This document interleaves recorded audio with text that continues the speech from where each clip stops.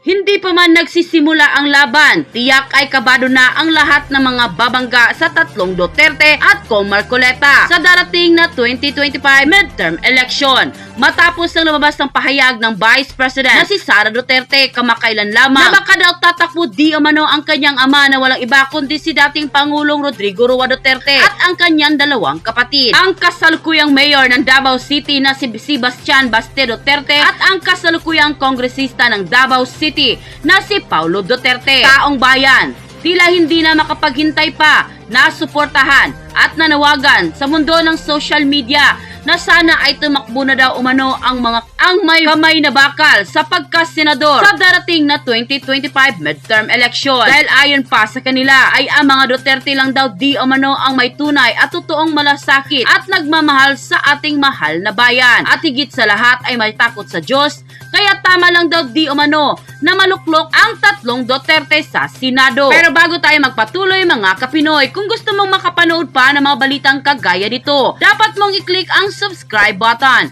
pati na rin ang notification bell para mas maging updated ka sa lahat pa ng mga bagong videos na i-upload namin. At yun na nga mga kapinoy, matapos mag-viral ang balitang kamakailan lamang na tila kinumpirma ng Vice Presidente na si Sara Duterte sa isang pahayag na ang tatlong Duterte daw ay tatakbo umano sa senatorial race sa darating na 2025 midterm election sa isang LGBTQ+ event sa Cagayan de Oro na dinaluhan ni Vice President Sara Duterte. Natanong siya ng media kung ano ang plano nilang mga Duterte para sa susunod na taon. Dito na sinabi at kinumpirma ng Vice President na baka daw tumakbo ang kanyang ama na walang iba kundi si dating Pangulong Rodrigo Roa Duterte bilang senador. Tatakbo din ang mga kanyang kapatid na si Paulo Duterte bilang senador at maging si Baste. Pero hindi niya nilinaw kung anong posisyon. Matapos lumabas ang balitang ito, tanong ng taong bayan, tila hindi na makapaghintay pa sa nasuportahan at tila nananawagan na sa mundo ng social media na sana ay tumakbo na raw di umano ang tatlong may kamay na bakal sa pagkasenador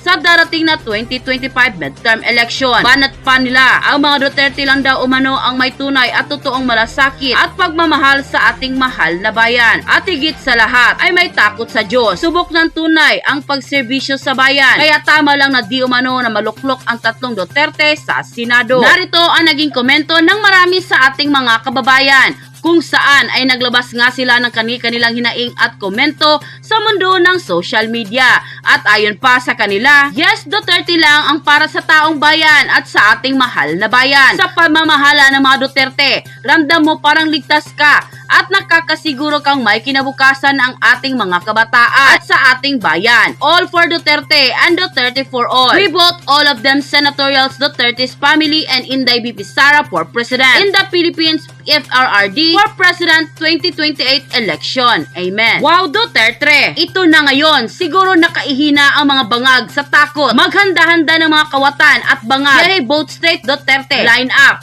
Tatak, Tatay Digong. Wow, 100% manalo ang mga Duterte sa Senate. God bless po sa lahat ng Duterte. Ibubuto namin ang lahat ng Duterte. Plus Rodante Marcoleta, kung sana makasama sina Honorable Herrera, Honorable Jesus, Honorable Lee, at ang mga strong leader with principles sa lower house. Please, please, please, palihog lang. Dapat talagang tatlong Duterte ang tatakbo ng senador para tuluyan na talagang gaganda ang bansa natin. Palihog lang mga kabaro. Huwag nating kalimutan na iluklok ang mga Duterte para makita natin ang liwanag pag mga Duterte na ang namumuno sa ating bansa. Bisod kaayo na atong sitwasyon ron sa kasalukuyang gobyerno. Gilipat-lipat lang ta nila. Dili na ta magpadala. Duterte kami ng pamilya ko. Kung ayaw nyong umasensong Pilipinas at gusto nyong niloloko lang tayo at kunwari hindi nagmumura sa kamera, sige wag nyong iboto ang mga Duterte. Basta kami, ang pamilya ko, Duterte kami. I don't mind political dynasty. Kung Duterte man lang ang humawak sa Pilipinas, goods yun. Di lang good, very excellent pa yun. End quote. At yun na nga mga kapinoy, kung kayo ang tatanungin, ano ang masasabi nyo sa naging balitang ito? Isulat mo yan sa comment section. At kung nagustuhan mo ang video na ito, ay huwag mo rin kalimutang mag-like at i-share na din para mas marami pang mga kapinoy ang makaalam sa balitang ito.